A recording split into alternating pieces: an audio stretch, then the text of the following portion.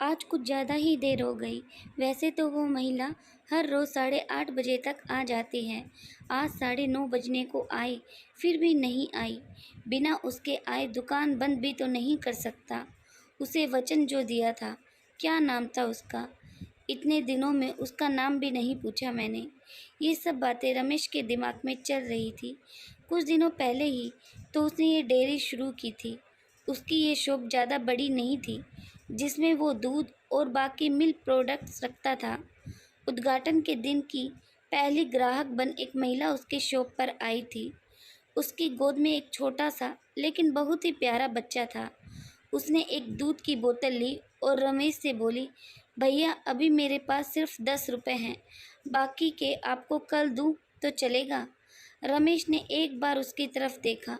गरीब थी बेचारी, गले में मंगलसूत्र नहीं, माथे पर सिंदूर नहीं, शायद पति मर गया होगा बेचारी का।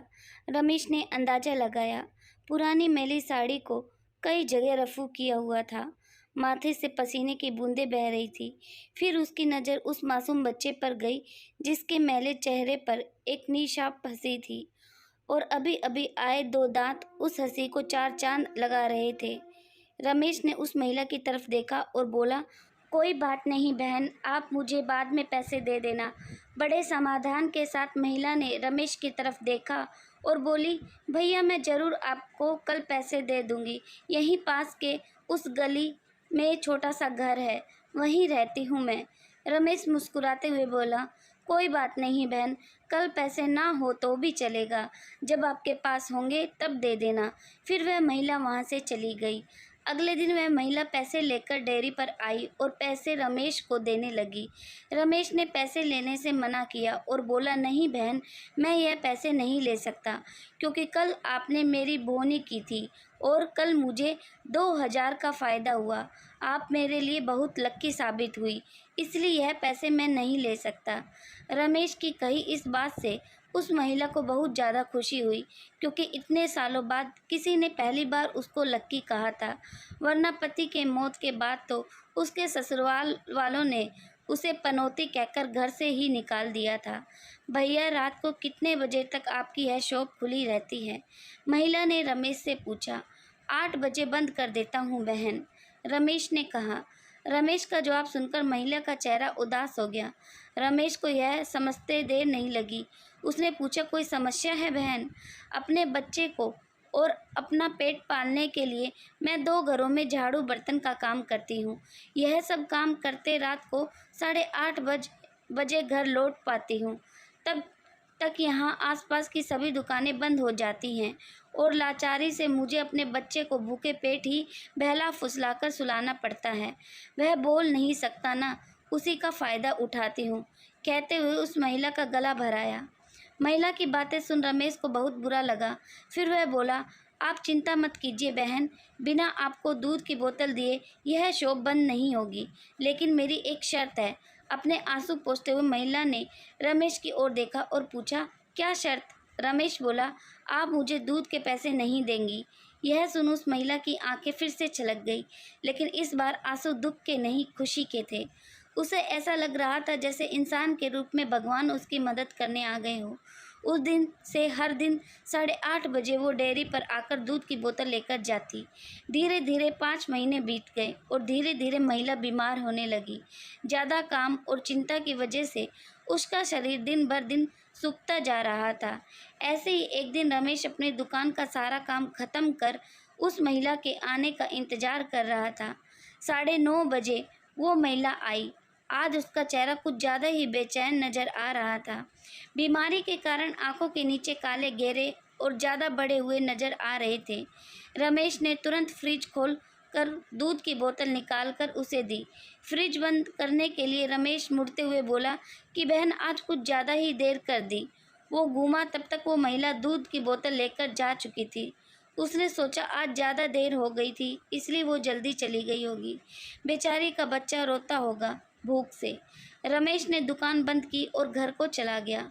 अगले दिन ठीक 8 बजे वो महिला शॉप पर आई और आकर बिना कुछ बोले खड़ी हो गई।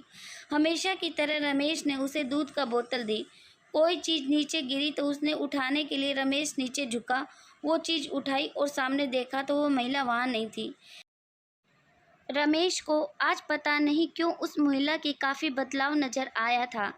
उसे वो बड़ी कमज़ोर सी नज़र आई। अगले दिन फिर 8 बजे वो महिला उसके शॉप पर आई। आज रमेश ने उसका चेहरा बड़े गौर से देखा। उसका चेहरा सफ़ेद पड़ चुका था, मानो उसके चेहरे का तेज कब का जा चुका हो। उसने सोचा, बेचारी गरीब महिला करे भी तो क्या, ना किसी का सहारा, ना अच्छी आमदनी, ज़रूर पैसों की कमी की वजह से बीमार होते हुए दवाई नहीं कराई होगी। रमेश जल्दी से अपनी शॉप बंद कर अपने घर गया। घर जाकर उसने ये सारी बातें अपनी पत्नी को बताई। उसकी पत्नी भी उसकी ही तरह भले स्वभाव की थी। उसे भी उस महिला की परिस्थिति पर दुख हुआ।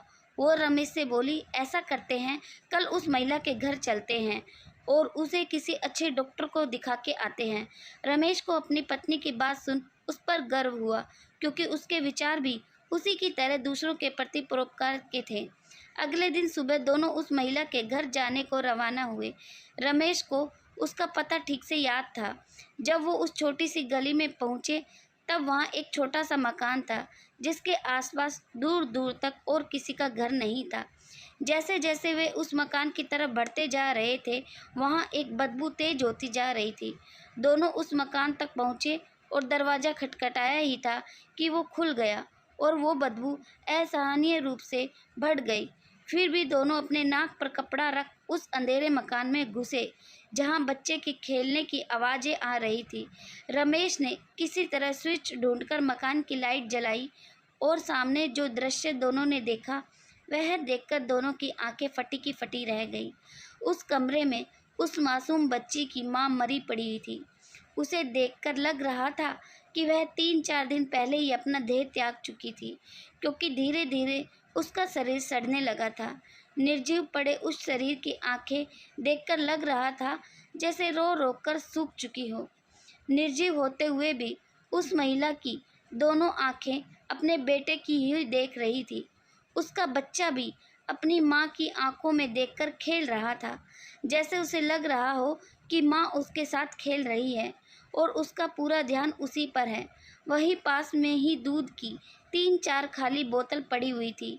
यह दृश्य देखकर रमेश और उसकी बीवी दोनों अचंभित रह गए थे। दोनों के रोंगटे खड़े हो गए। रमेश को अभी भी विश्वास नहीं हो रहा था कि एक मरी हुई माँ अपने बच्चे के लिए उसके पास से दूध लेकर जाती थी। रमेश ने और उसकी बीवी ने उस महिला का विधिवत अंतिम संस्कार किया और उस बच्चे को रमेश ने अपने बीवी के हाथों में रखा।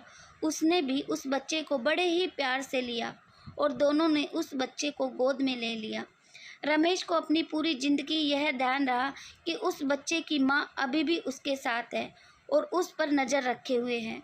हमेशा की तरह पूरी कहानी सुनने के लिए आपको धन्यवाद। यह कहानी ज़रूर आपको दिल को छू गई होगी। कहानी अच्छी लगी तो प्लीज़ वीडियो को लाइक और कहानी को प्लीज़ शेयर ज़रूर कीजिएगा। धन्यवाद।